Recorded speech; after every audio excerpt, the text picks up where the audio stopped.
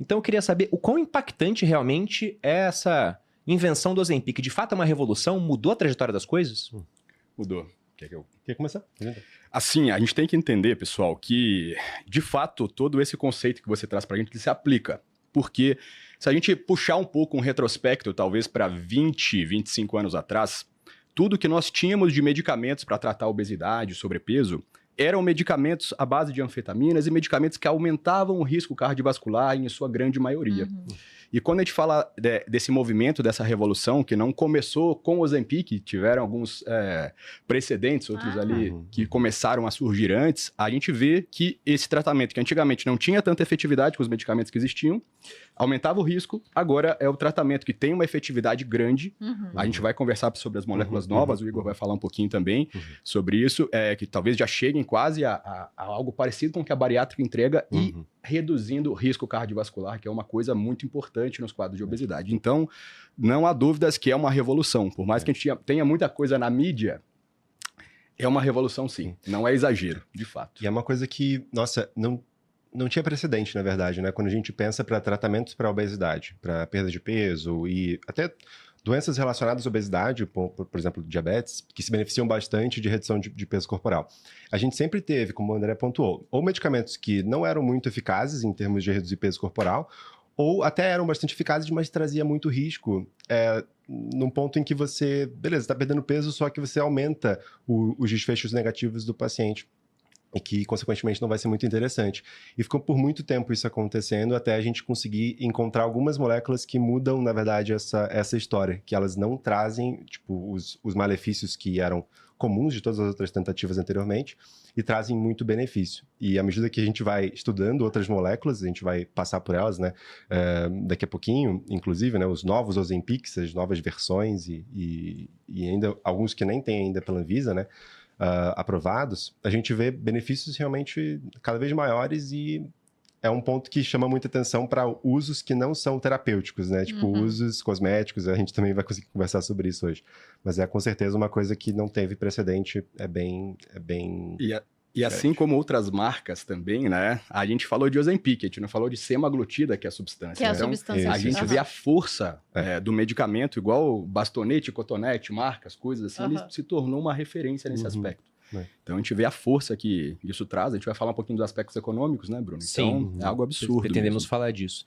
E até uma curiosidade, porque ontem a gente estava falando sobre... O Bruno é muito tapado, gente. Ele não sabia que a semaglutida foi inventada para tratar a diabetes tipo 2. Porque esse foi o principal. Foi tipo o Viagra, que antes eles tinham inventado para alguma coisa. Pra quê mesmo? Pra coração, né? Pro coração. Isso. E aí depois virou o Viagra. E nesse caso foi quase muito mais isso. Amplo. Era para diabetes tipo 2, eles viram que as pessoas de fato emagreciam. E hoje, na verdade, o que a galera tá usando mesmo é pro emagrecimento. Então, eu queria falar sobre isso, né? Como é que ele foi originalmente desenvolvido e quando que descobriram? Foi logo nos testes esse efeito colateral de emagrecimento, se é que a gente pode falar assim? Cara, essa Fala do início, do final dos anos 80 e a gente puxa depois bem bacana, do atual. Cara, uma coisa que pouca gente até comenta, né, que recentemente saíram algumas publicações sobre isso, é de onde que surgiu esse medicamento, o GLP-1, que é a molécula, né, que o nosso corpo produz endogenamente, então é uma incretina que nosso intestino ele sintetiza quando a gente consome algum alimento, todo mundo faz isso, mas ele faz uma função muito importante que é reduzir o apetite da pessoa, reduzir o esvaziamento gástrico e beleza. Só que às vezes não é nem que a pessoa não tem isso funcionando direito e aí você dá um medicamento para resolver esse problema. Na verdade, você dar mais dessa molécula, ela aumenta a supressão do apetite e faz com que essa pessoa perca peso. Só que lá no início, na década de 80, quando começaram a estudar algumas outras formas de ajudar as pessoas com diabetes a regular a glicemia, na época tinha insulina, tinha pouquíssimos tratamentos, era basicamente insulina, né? E o pessoal estava tentando descobrir alguma coisa. E uma dessas coisas foi o GLP-1.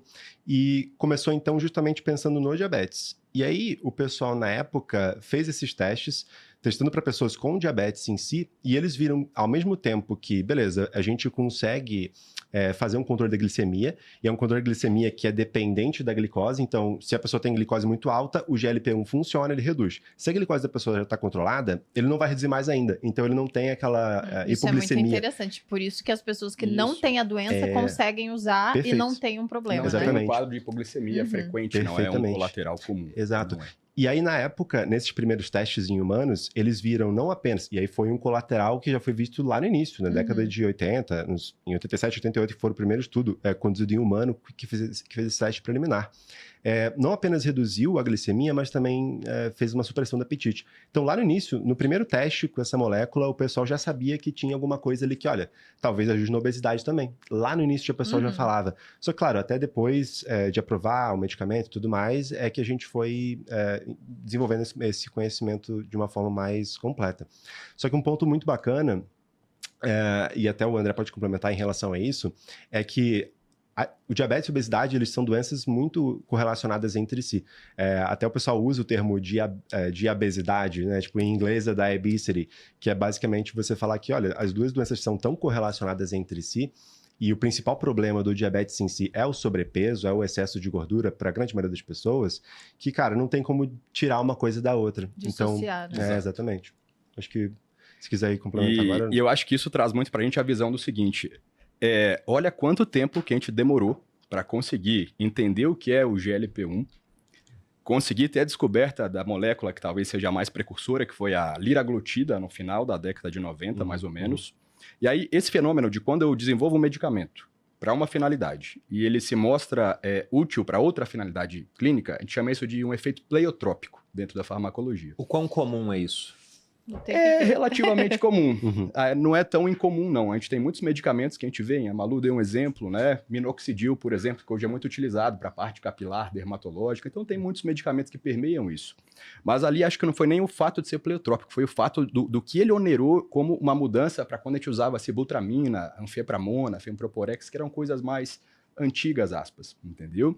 Mas, olha só, do final dos anos 90 até mais ou menos foi 2009 ali, a liberação da liraglutida, mais ou menos, foi, a 2009. patente. A gente está falando de 10, 15 anos. Então, assim, desenvolver o fármaco envolve um investimento bilionário de uma indústria farmacêutica até ele entrar ali em circulação, né? Passar por todas as fases de estudo, entrar na fase 4 quando ele está circulando. Então, antes da semaglutida, a gente teve a liraglutida, teve a exetinida, tiveram muitas outras glutidas. A liraglutida, que é o Saxenda, o Victoza, vocês devem conhecer, as outras, as canetinhas que chegaram no Brasil, talvez em 2015, mais ou menos. Só que elas ganharam fama, mas não foi tanto quanto o Ozempic hoje. E por quê? Qual foi a grande diferença? Algumas questões. Quer trazer um pouco sobre a frequência de administração e depois eu puxo o farmacológico? Não, e a magnitude da perda. Sim. Provavelmente, na minha percepção, cara, provavelmente o maior motivo é o efeito, tipo, a eficácia realmente do medicamento. Cara, o perfil de segurança é muito similar entre liraglutida e semaglutida, mas o benefício é muito maior, é tipo quase o dobro de perda de peso que você consegue causar. E assim, sendo tão grande a perda de peso em tão pouco tempo, muita gente começa a falar sobre aquilo e aí vira notícia, e aí a capacidade de você potencializar e amplificar a popularização desse medicamento é muito maior. Muito embora o efeito e o princípio seja muito similar, só que a eficácia é tão maior que popularizou muito mais. Tem que usar mais vezes também. A liraglutida, ela não tinha uma similaridade tão grande com o GLP-1 humano, em relação à semaglutida, e eles adicionam uma cadeia ali de alguns aminoácidos para poder durar mais tempo. Então, aplicar uma vez na semana se torna muito mais cômodo e prático para a maioria das pessoas. E esse também efeito estendido e mais duradouro é o que também refletiu em maior perda de peso. Então, aí que as coisas, em 2017, que entrou aqui, para diabetes 2 ainda, mas as pessoas já usavam off-label para peso, né, para perda de peso, aí as coisas começaram a decolar e o econômico veio junto, onde a companhia começou a entrar nos holofotes, né, começou a dar um rise grande ali no valor. No caso, a semaglutida é o que dura mais tempo, né? Então você faz uma administração uma vez por semana, e liraglutida é todo dia. E, cara, isso é bem bacana, porque foi meio que... Várias coisas na história do Ozempic que a gente pode falar foi meio que inesperado, assim. Foi meio que golpe de sorte em vários momentos.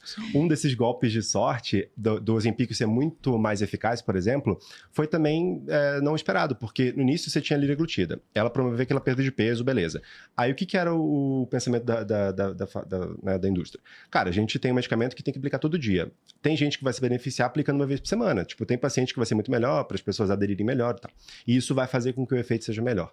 Então, vamos tentar uma molécula que ela dure mais tempo. Que ela, ou seja o sustained release, como que a gente fala isso em português? É um éster liberação, quase, na verdade, a cadeia. A liberação estendida ali. E aí, beleza. Ou é uma mais resistente, então ela fica no sangue por mais tempo, não tem aquelas enzimas que vão destruir o fármaco. Então, a gente quer algum jeito da liraglutida durar mais tempo no sangue e agir por mais tempo. Como que a gente faz isso? Vamos tentar modificar a molécula, e aí foram onde eles chegaram na semaglutida.